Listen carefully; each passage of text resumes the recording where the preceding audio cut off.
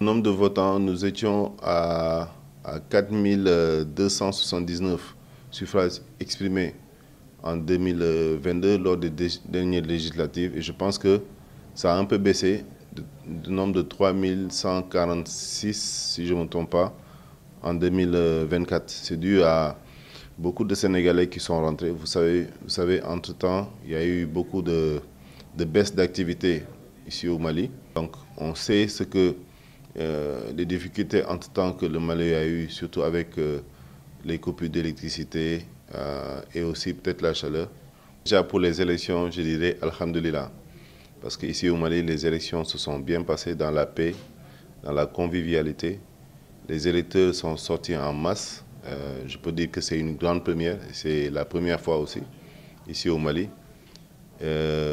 Au Sénégal aussi, on a remarqué la même chose. Par rapport à l'élection de M.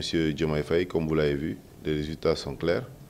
Nous n'avons qu'à le féliciter et souhaiter le meilleur pour le Sénégal.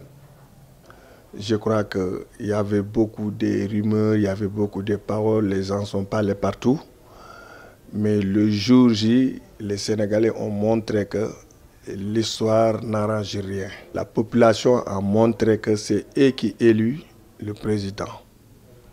Ils sont venus voter massivement pour le candidat Bassirou Diomaye Faye. Vraiment, ici au Mali, nous, on se sent très bien.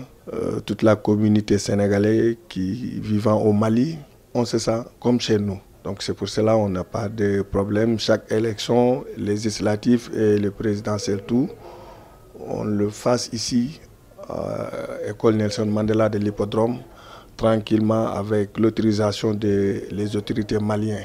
Et au début, il y a eu d'énormes difficultés. On n'est pas sans savoir que ça fait 3 ans que le Sénégal connaît ces problèmes. Donc, ce qui pose sur la table véritablement la question de démocratie de façon générale en Afrique. Parce que nous avons constaté qu'il y a eu que beaucoup de jeunes Sénégalais d'abord ont perdu la vie. Celui qui a été élu, Bassirou Diomaye Faye, que nous félicitons d'ailleurs, lui-même il est sorti de la prison il y a à peine quelques jours. Donc il y a eu beaucoup de difficultés au début, mais le jour de l'élection, la journée électorale, ça nous saluons ça, il n'y a eu aucun incident, il n'y a eu aucun problème.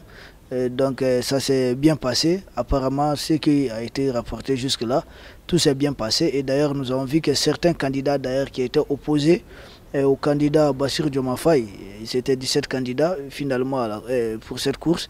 Les autres candidats d'ailleurs ont félicité celui qui a été élu bien avant les véritables challengers, c'est-à-dire son véritable opposant, celui qui arrive en seconde position, qui était d'ailleurs le candidat de la majorité présidentielle. Il s'agit de M. Amadouba, qui était bien sûr porté par le camp Macky Sall. Hier, ce dernier a reconnu sa défaite. Il a appelé les candidats de l'opposition qui a été élu. C'est bien, une bonne chose. Ça va nourrir d'autres ambitions dans d'autres pays africains.